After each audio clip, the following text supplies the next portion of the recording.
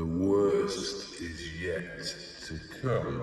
Hello again. In previous episodes, we've been looking at the coming Dahmer and Reeves budget of pain, and we've been looking at how particular measures might fit in on the Wong-Baker scale. So far, we have covered 0 to 6 on that scale, or if you prefer, no hurt to hurt even more. So it's been a pretty painful journey so far. The worst is yet to come. Let's cover 8 to 10 on that scale, so hurts a whole lot to hurts most.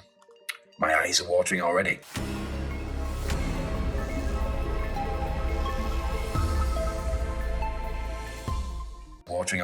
The first measure that we're going to look at is a potential wealth tax. But don't we already tax wealth in the UK? Of course we do. We tax transfers of wealth in lifetime and death through inheritance tax. We tax capital returns from wealth through capital gains tax. And we tax income returns from wealth through income tax. Further, we also commonly tax property purchases through stamp duty land tax or SDLT. And also, although a bit less commonly, we have something called the annual tax on enveloped dwellings, or ATED for short, where and that applies an income tax charge, broadly speaking, where an individual lives in a property held by a company and they live in it as their main residence. However, they all require doing something with the wealth. We do not have a tax that is simply levied because you own lots of valuable stuff. And at this juncture, I'm going to suggest that I introduce you to the Wealth Tax Commission. Sounds like it's come from a George Orwell book. I'll accept that. But a report written by this band of merry men and women, the self-appointed group of wealth commissioners, states that the current suite of wealth taxes is dysfunctional. Now, I think describing any part of the UK tax system as merely dysfunctional is showing pretty amazing restraints, really. But the WTC, as I'm going to call them from now on, set out quite a detailed paper on a UK wealth tax. Now, at the time, a few years ago, around the end of COVID, I think it was published, it was largely dismissed by the Conservative government. But now we're considering a budget of pain. And as such, it's my view that the newly formed Tax-Paying Commission, a body that I've just founded, would endorse the WTC's report at its most aggressive level. So let's see what that report said. So in the report, the WTC preferred a one-off wealth tax rather than an annual one. And although they were at pains to point out they weren't making any recommendations, they did set out two illustrative examples. So the first was by implementing, first was a theoretical threshold of $500,000 of assets per individual, and any net wealth above that will be subject to the wealth tax. And secondly, a higher threshold of $2 million per individual, so anything above that, the wealth tax would bite. So based on a rate of 5%, and that 5% would be spread over 5 years, so broadly speaking, it would be 1% per annum.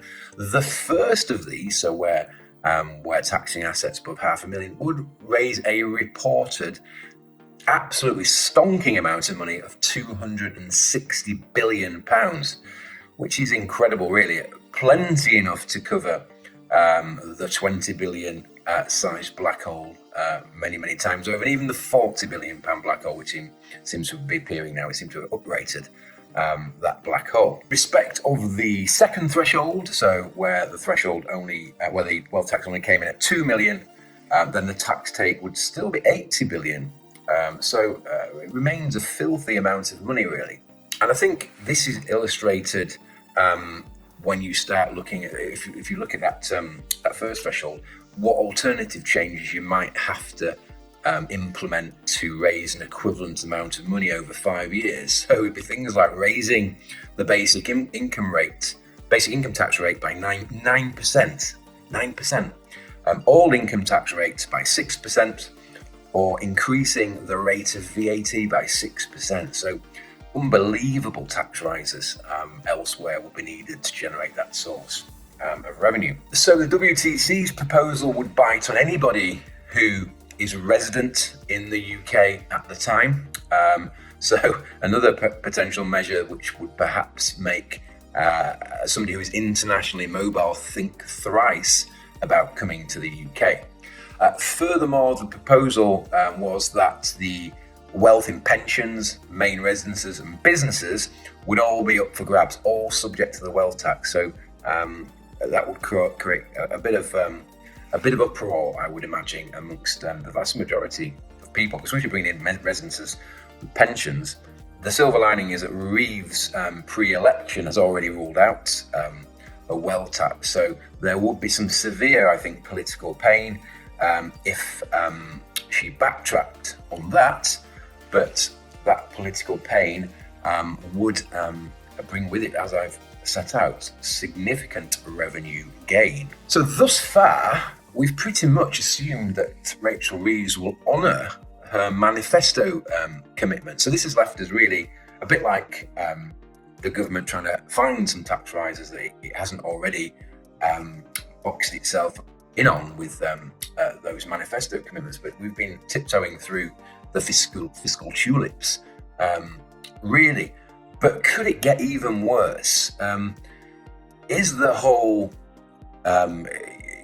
budget black hole, it's worse than we could have imagined, simply a bit of a shtick to allow them really to break their manifesto commitments? Somebody might say that it's the adult thing to do, that their election promises were based on half a picture. So now, discovering how powerless the government accounts are, all bets are off. A surgeon wouldn't operate based on an old scan, so why should Rachel Reeves? This would be quite attractive because it would enable Reeves to revisit income tax and national insurance contributions, and they are the real heavy lifters. A tweak to those potentially does raise significant revenue. Is that a case of where the therapy is worse than the illness? Are the political side effects worse than the treatment? Well, we're seeing indications already that Reeves might be looking at making some changes to employers' NIC. We've seen commentary about maybe adding NIC to employer pension contributions, or we might see the rates being increased more generally. If one is trying to argue that these are not NIC raises, so rises in NIC, the first is technically true, but probably a bit Weasley. The second is complete crock, isn't it? Because you can't say that their manifesto promises were merely to employee NIC. So I just think that would be an absolute lie. It would also, I guess, allow Reeves to look at things like a wealth tax again, as I said, initially ruled out before the election. But again, under the cover of all bets now being off, could she look at that? Again, I personally don't think so, but you don't know, and let's say the significant revenues perhaps that would raise are perhaps attractive. So with that, pass me the ether. If you've enjoyed this video and a series of videos, please subscribe and drop a comment below, and I'll try and respond to any agonizing tax queries that you may have. But for now, thank you very much.